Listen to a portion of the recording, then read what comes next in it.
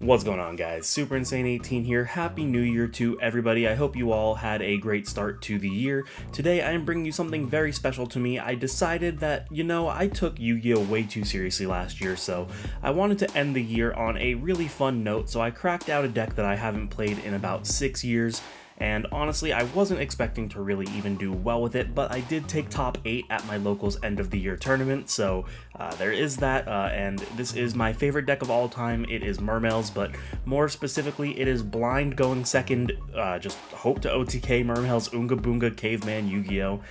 Really fun. I'm going to show you guys the OTK combo at the end of the video as well, so stay tuned for that. Let's go ahead and check out the deck profile. Alright, so the point of this deck is to just go blind second and OTK your opponent. There is a combo that will guarantee you game as long as you can get it off, so we're going to go ahead and show you that at the end.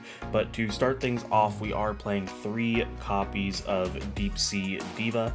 This is just a really good starter because the way that the deck works is as long as you can get into Neptibus the Atlantean Prince and any water monster in your hand, that should be game.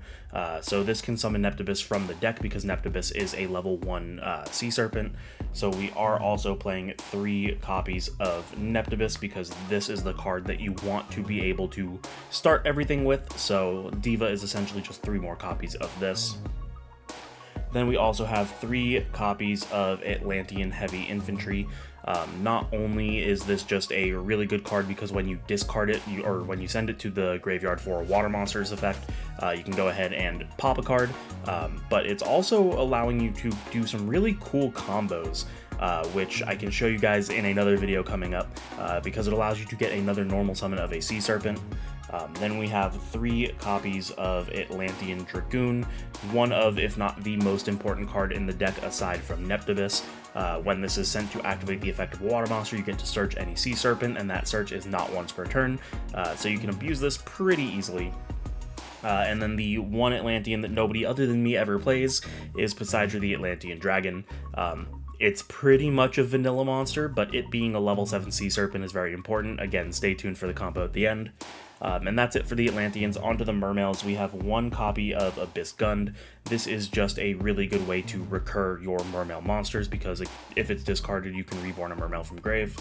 1 copy of Abyss Pike. This is able to search for the Abyss Gund, but not only that, it also discards a water monster to do so, meaning that you can activate all of your Atlantean effects.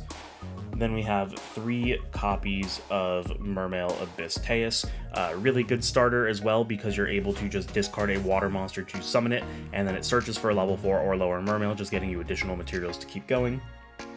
And 2 copies of the OTKer Mermail Abyss Megalo. Now, this is a really old deck, so I wouldn't fault you guys for not knowing what it does, but Mermail Abyss Megalo summons itself by discarding 2 water monsters and then searching any Mermail spell or trap once it's summoned. But not only that, you can tribute any water monster from your side of the field to let it attack twice. So that's going to be minimum 4,800 damage from your Megalo.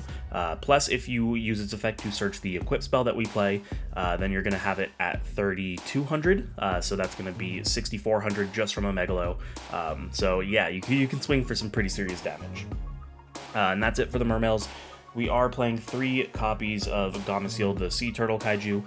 Now, this is really important for 2 reasons. 1, we're blind second, so being able to just get rid of a problematic card is really nice, but it's also a water monster, so if you don't need to get rid of something problematic, or if your opponent forces you to go first, it's never really dead because you can always just discard it for your effects. Then we play 3 copies of DD Crow because it is tier limit format, so I wanted to be able to make sure that since I was going to choose to go second if I won the dice roll, that I had something to kind of slow them down. And then for the end of the monsters, we are playing 3 copies of Ash Blossom, just the most versatile hand trap. So that's it for the monsters. On to the spells. We've got a couple of 1-ofs. We are playing the 1 Abyss Scale of the Mizuchi. This is just the equip spell that the Megalo searches, but it's also a spell negate. Unfortunately, you can't choose the spell negate. It just automatically negates the first spell that they activate, but that's not really important. The important is that it gives you 800 extra damage. And then 1 copy of 1-for-1. Like I said, getting your Neptibus out is so unrealistically important that you need to play ways to just kind of get it on the field no matter what you do.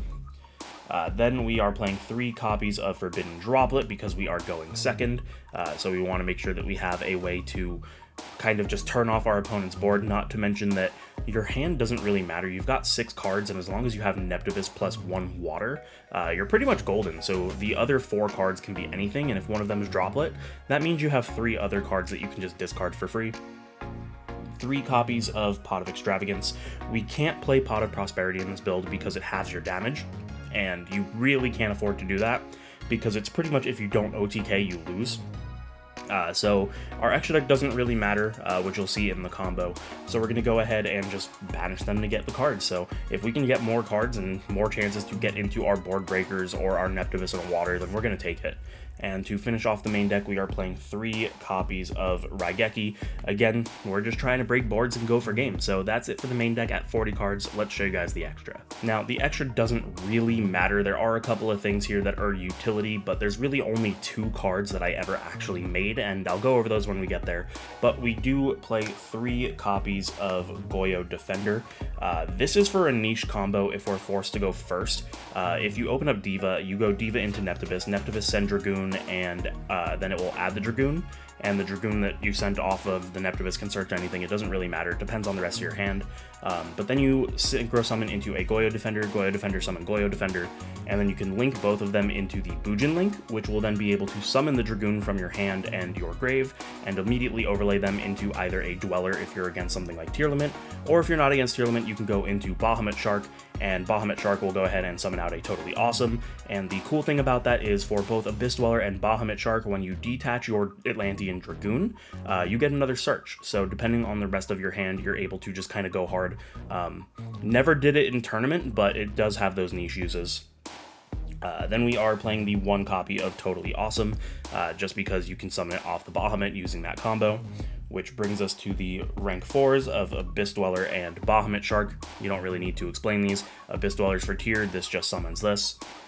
Then we have 2 level 7s. We have Mermail Abyss Gaios, which is one of the only 2 ones that I actually made, because it is a skill drain on legs, and it prevents level 5 or higher from attacking, so you can kind of lock out Tearlaments in a way. And if it has the equip spell equipped to it as well, it's a spell negate, so it's just kind of really good. And then Flare Metal is part of the failsafe for the OTK, which I'll explain during the combo, but this is the one that I made as well. Onto the Link monsters, we are playing Abyss Keeper just for utility, the Bujin Hashima, that's part of the Toad combo that I told you guys, IP Masquerina, just in case we aren't able to OTK, we have at least a little bit of interruption during our opponent's turn.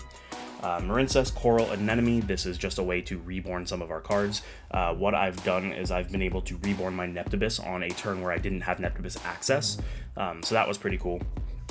Then we have the Mermail Abyss Lacia. Is just utility. I mean, if you have like the heavy infantry in your hand, then it turns into a quick effect pop, but that's really about it. You can maybe get a search off it if they destroy it, sending your Dragoons. Sprite Elf, this card is just because we play enough level 2s to make things untargetable. And then the last card is the Nightmare Unicorn, so that's it for the extra. Let's show you guys the combo. Alright, so the combo is very, very simplistic. As I said multiple times in the video, Neptibus plus any water is going to be enough damage for game, so we're just going to use a Gamma Seal here to show you that it doesn't have to be like a heavy infantry or anything. Obviously though, the only downside to this is that you want to be swinging into an empty board, or at least a board that is small enough for you to do enough damage, which is why we play all of those board breakers, like the Raigeki and the Droplets and everything like that. So let me show you guys what we're going to do. You start off by normal summoning out your Neptibus, and then you can activate your Neptibus effect, which sends an Atlantean from your deck to the grave as cost. So we're going to go ahead and send the Atlantean Dragoons, and that allows Neptibus to add any Atlantean. So here you're going to go ahead and add the level 7 Poseidra the Atlantean Dragon. Again, it's essentially a vanilla monster, but it being a level 7 Sea Serpent is the important part. Then the Dragoons will activate because it was sent to the graveyard, and that is going to go ahead and let you add your copy of Abyss Megalo. So now what you can do is you can activate the Abyss Megalo in your hand. This summons itself by discarding 2 water monsters, so we're going to discard the water that we started with and the Poseidra that we searched, and it's going to go ahead and summon itself to your side of the field. Then it's going to activate, which lets you add the copy of the Abyss Scale of Mizuchi. This is just a way to pump up the damage in all honesty, but it does have some niche uses. So then you can use the Megalo's effect on field to tribute a water monster, letting it attack twice. So we're going to tribute the Neptibus, which will then activate the Neptibus effect because it was sent to the graveyard to activate the effect of a water monster. We can target an Atlantean in our grave and resummon it. So we're going to go ahead and target the Poseidra and summon it back to our side of the field, and that is going to be our setup. We equip the Megalo with the Abyss Scale of Mizuchi, and between the Poseidra and the double attack of the Megalo, that is 9,200 damage. You only have 8,000 life points, so assuming that, you know, you had a small board, or you had like a Raigeki or another way to clear it, like if maybe you had the infantries to pop stuff or the Gamma Seal to clear big threats, doesn't really matter. But there is a contingency. This has to remain on the field for that much damage, but we do have a failsafe, and that failsafe is going to be the Red Eyes Flare Metal. Let's say they do something to get rid of this before you attack, activate any spell, or whatever it might be. Now, what you have is you have two monsters that are only 7,600 damage, leaving your opponent at 400 life points. So our failsafe is to go ahead and then, after battle phase, overlay both of those into our copy of Flare Metal. And Flare Metal is essentially like Masquerade, for those of you that don't know. When your opponent activates and resolves an effect, they take 500 damage, so in order to play, they have to kill themselves, and that is going to be the Oonga Boonga Go Second and OTK combo. And there you guys have it. That is going to be my blind second top 8 Mermail deck profile. I hope you guys enjoyed it, because I really did. This is, like I said, my favorite deck of all time, and I had a lot of fun playing it to end out the year, and I realized in playing it that Mermail actually can play if you don't be dumb like I was. So the rest of this week, both Wednesday and Friday, I'm going to be bringing you updated Mermail videos. On Wednesday, we're going to do a combo video to show you the power of Mermail in today's format, and it's not going to be a blind second deck, it's actually going to be a going first deck that sets up absolutely insane boards.